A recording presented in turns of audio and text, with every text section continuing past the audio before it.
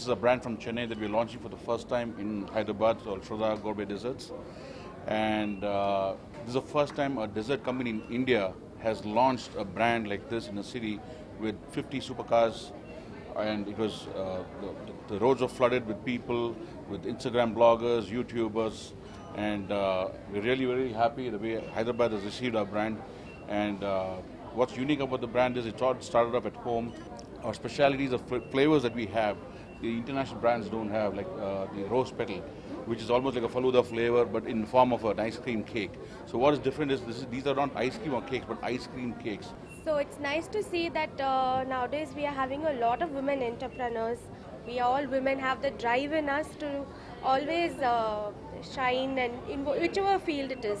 May it be a dessert business or a baker or a housewife, the most important, even a homemaker.